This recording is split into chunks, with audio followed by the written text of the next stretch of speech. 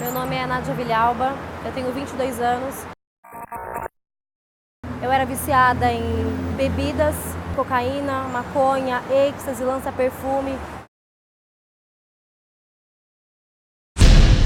Eu era lésbica.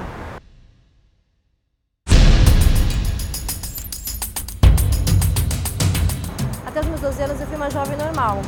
Estudava, tinha os meus amigos, era obreira na igreja, era firme. Tinha uma vida normal, até namorei como obreiro. Mas aí depois, dos meus 13 em diante, eu comecei a ficar meio perdida, meio sem saber o que fazer, meio sem direção, sabe? Eu estava na igreja mais por obrigação, sem eu perceber. Comecei a ter desejo de ir pro mundo, de conhecer o mundo, saber como que era lá fora. Comecei a ter uma curiosidade de saber como que era o mundo lá fora. Eu chegava muito atrasada, eu chegava no final da reunião. Então isso foi me acusando muito, eu já não colocava mais uniforme, já não estava mais tão presente. Então isso começou a me sufocar. Aí eu falava, nossa, para que eu tô de obreira? Para que eu tô aqui se eu não ajudo em nada? Se eu não sirvo para fazer nada? Não tem sentido eu estar mais aqui. Quando eu fui ver, eu já estava perdida já. Eu estava já longe de Deus, mesmo estando na igreja.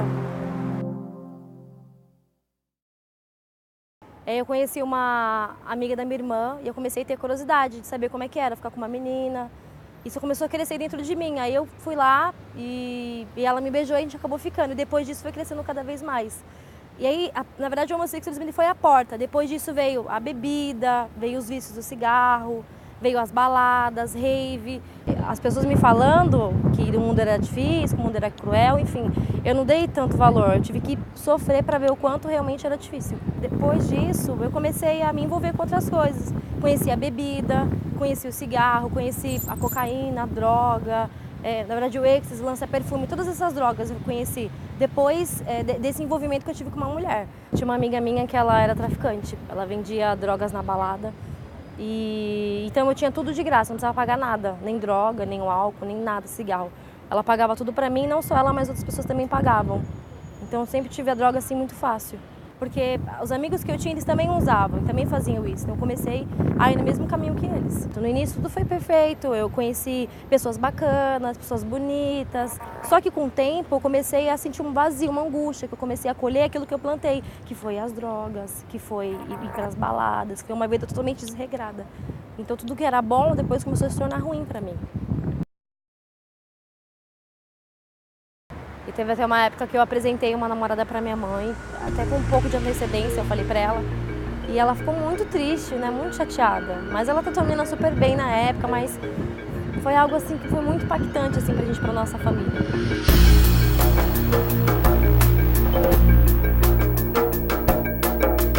Mesmo eu estando daquela forma, eu tava parecendo um homem, com moicano, alagador, piercing. Ainda tenho até tatuagem ainda daquela época. Mas a minha mãe sempre acreditou em mim, sempre acreditou que eu pudesse mudar, que eu pudesse ser uma jovem normal, estudar, trabalhar, né? Poxa, ter sonhos. Ela fazia propósito, orava, às vezes chorava quando me via naquela situação. Minha mãe sempre acreditou e sempre buscou por mim, orava por mim. Teve até uma situação que ela pegou e orou e falou assim, ou Deus transforma a Nádia, ou eu levo ela, porque ela não pode mais continuar na situação que ela tá. Mas eu comecei a ver que eu estava mal mesmo, que eu não estava bem, quando eu passei muito mal numa terça-feira, dia 29 de dezembro de 2009, eu estava com 18 anos, tinha acabado de fazer 18 anos. Eu comecei a sentir uma angústia, sabe, uma tristeza, uma infelicidade, assim, um medo, não conseguia sair sozinha na rua. E eu fui para o hospital com os meus pais, e lá eu fiz todos os exames, e o médico falou que eu não tinha nada. Eu tinha que procurar um psiquiatra, que meu problema era coisa da minha cabeça. E eu comecei a ver que eu precisava de Deus, que eu precisava de uma força maior. E na quarta-feira eu fui numa Universal, perto da minha casa, e eu fui para reunião com uma ex-namorada minha, com um amigo na época, e eu vi que eu precisava mudar, eu precisava começar uma nova história. Então eu fui quarta-feira e no domingo eu já terminei com ela, não queria mais. Já me batizei, já recomecei porque eu estava no meu limite, assim, eu não conseguia mais ser feliz da forma que eu estava vivendo. Naquele momento eu recomecei a minha história.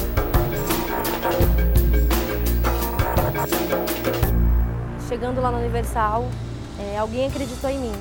Teve pessoas que cuidaram de mim, que me apoiaram, que mostraram para mim um mundo diferente, que eu poderia reconstruir a minha história, que eu poderia escrever tudo novo. Hoje eu estou completamente transformada, as pessoas às vezes nem me reconhecem na rua, parece que é como se a minha memória tivesse apagado. para certas coisas. Eu não tenho nada. Hoje eu estou completamente livre dos vícios, livre da bebida, do cigarro. Hoje eu faço faculdade, sou estudante, tenho meu trabalho. Enfim, hoje eu sou uma pessoa feliz, eu namoro, esse ano eu pretendo ainda noivar. Tudo aquilo que eu não queria, para mim, é o que eu mais quero, que é casar, ter a minha família, ter os meus filhos, construir, né, um futuro. A minha mãe tem orgulho de mim por tudo, né? Não só por eu ter me transformado, mas por eu sempre procurar dar o melhor para ela nas minhas atitudes e não responder ela em tudo que eu faço.